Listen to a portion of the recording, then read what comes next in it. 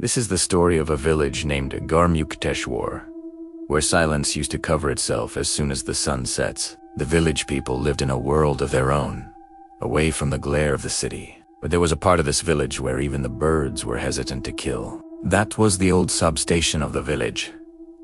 Hey bruh, what kind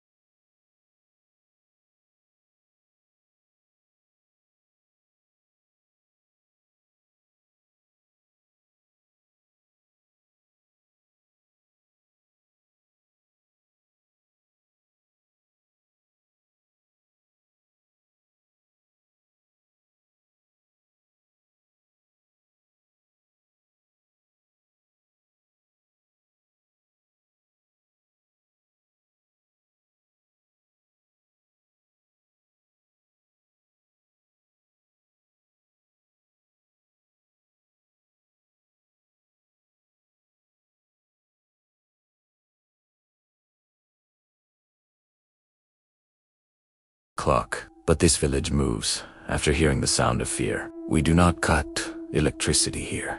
The electricity here automatically goes off, and believe me, everyone's welfare is in this darkness. Yes, sir. If electricity comes, then everything will be visible, which no one wants to see. Uncle, are you also in these dark spirits? I will go to that old powerhouse tomorrow morning and see what is wrong. There may be a loose wire, or the transformer may be old. On hearing Arian's words, the faces of all the people sitting there paled. Hansizak suddenly fell into an eerie silence. Dendale Kaka started looking at Arian with very serious eyes. Son, you are new here.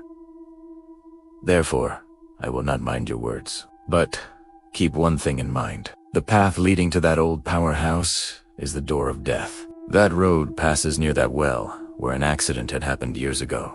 That place no longer belongs to humans. That even the wind stops and the shadows start moving on their own. Uncle, I've come here to work. Don't be afraid. I will go there tomorrow morning, and you will see that the entire village will be lit up in the evening. Arian stomped his feet from there to his quarters, walked towards. He felt that the villagers were lazy and were making excuses for not working. He went to his room and closed the door. The wind had started increasing outside. The old window panes were rattling. Arian tried to sleep, but again and again he felt as if someone was walking barefoot outside his room, like someone is walking in the veranda with wet feet. Arian got up. He opened the door and peeked out. There was no one there, except for a single torch burning in the distance, which was moving slowly at the end of the village. He thought it might be some villager. He came back and lay down, but as soon as his eyes fell, he heard a very cold whisper. Sir, will you help me? My mother is very ill. Arian woke up in a panic. The entire room was empty. The heartbeat had increased. He thought maybe it was his illusion. But then there were 3 slow knocks on his door. Arian was sitting on the bed. Then again, there were the same 3 knocks on the door. This time the voice was clearer and closer than before. Arian opened the latch with trembling hands. A young man in front was standing. His face was so white, as if there was not even a drop of blood left in it. Who are you? What are you doing here so late at night? You don't know that this is government quarters. Sir, please excuse me. My name is Rudra. I have come from a nearby farmhouse. My mother's health is very bad. He has high fever and is having trouble breathing. No one is helping me in this rain. Everyone has closed their doors. Sir, I heard that you have come from the city. You will have medicines. Please, come along. Arian felt strange for a moment, but his heart ached. After hearing the cry of a helpless son, he remembered Dendale Kaka's words, but he thought maybe someone was really in trouble. Look, Rudra, I am not a doctor. I have come here to see the electrical work. But yes, I have a first aid kit. Don't be afraid. I will bring it. Is your house too far? No, sir. Just across the old trail where that old well is. If we go by footpath, we will reach quickly. Arian went inside and put some medicines in his pocket, and Rudra walked behind. The silence deepened as they walked out of the quarto. It's done. The streets of the village were deserted. Rudra was walking ahead, and the strange thing was that there was no sound of Rudra walking. Aryan could hear the sound of his heavy slippers, but Rudra seems to be floating in the air. They slowly started moving towards that old substation road. That path was surrounded by dense trees. The branches of the trees were shaken in the wind as if a huge hand was trying to stop them. Rudra, why do you guys live in this isolated area? Even the electric poles here are old. Yesterday I was going to inspect this area. Sir, we do not live there. We are tied there. For years that well has told us. Didn't let go. You just keep going. The path is a bit difficult. Then suddenly, Aryan felt movement in the bushes. Both of them looked back. Far away in the darkness, he saw two glowing eyes. He thought it must be some animal.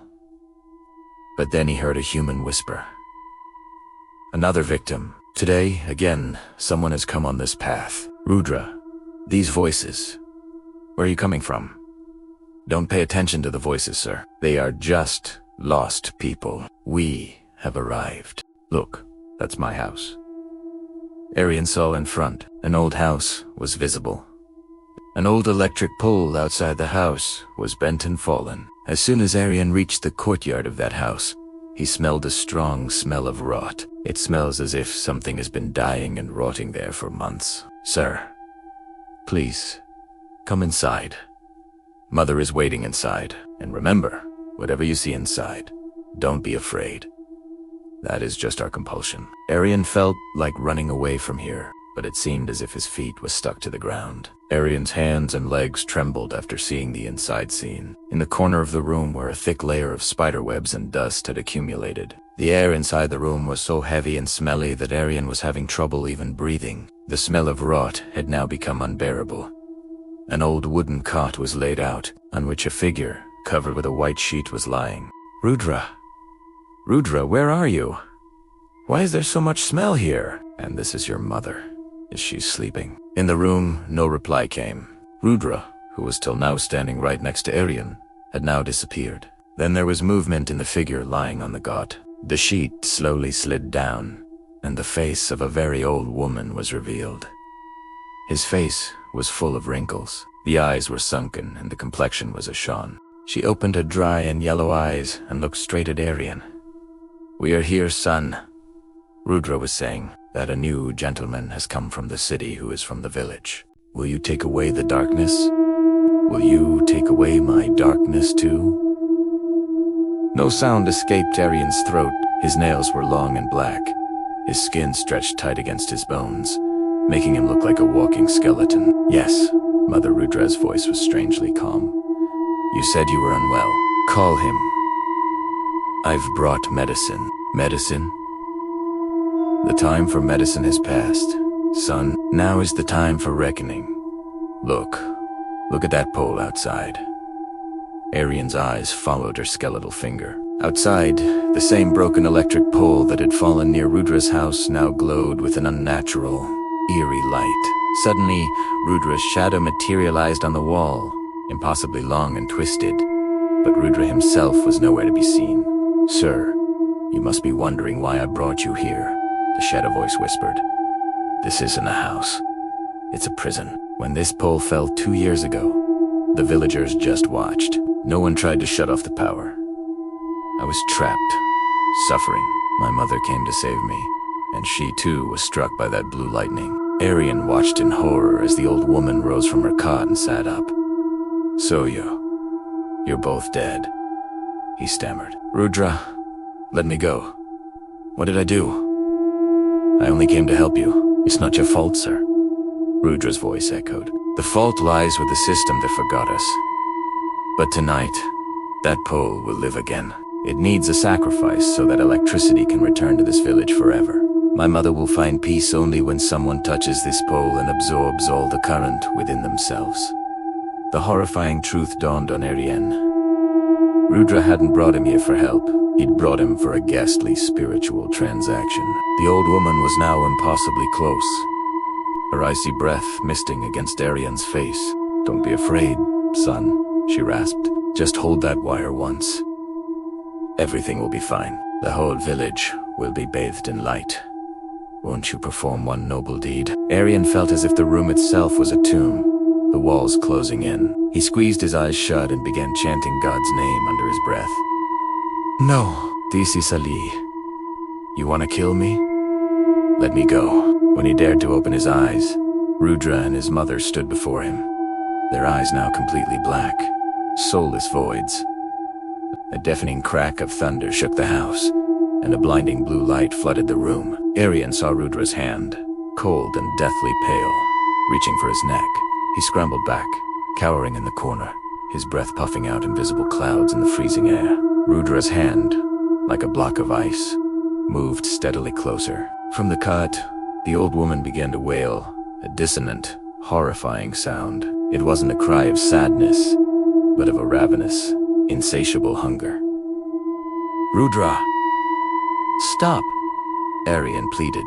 You said you wanted help for your mother. Is killing an innocent person your idea of help? If you kill me, what's the difference between you and the villagers who wouldn't help you?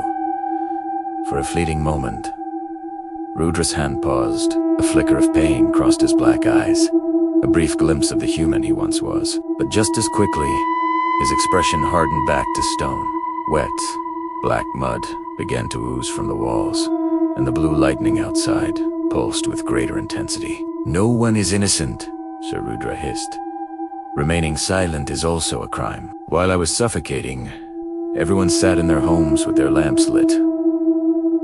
Tonight, you will feel the electricity that burned our dreams to ash. Suddenly, the front door, which had been frozen shut, blew open with a deafening crash. The storm outside whipped dust and debris into the house like a cyclone. Seeing his chance, Aryan didn't hesitate. He bolted past Rudra and into the raging storm. I have to run, he thought, his mind racing, far away from here, towards the village. If I can just reach that old well, maybe someone will see me. He slipped and slid through the rain and mud, his lungs burning. Behind him, he could hear Rudra's terrifying laughter and the old woman's piercing screams echoing through the night. The path twisted and turned, a disorienting maze. The faster he ran, the more it felt like he was somehow ending up right back in front of that cursed house. Then, he stumbled into a clearing and saw at the old well the villagers called the Gate of Yama. It was deep and dark, wrapped in the same ancient electrical wires. Arian froze. He peered over the edge. Instead of water, a black, smoky substance churned and boiled within its depths. A chilling whisper slithered through the air, seeming to come from all around him. Arian, don't wait. Come to us. There is peace here. There is no electricity, no darkness, only us.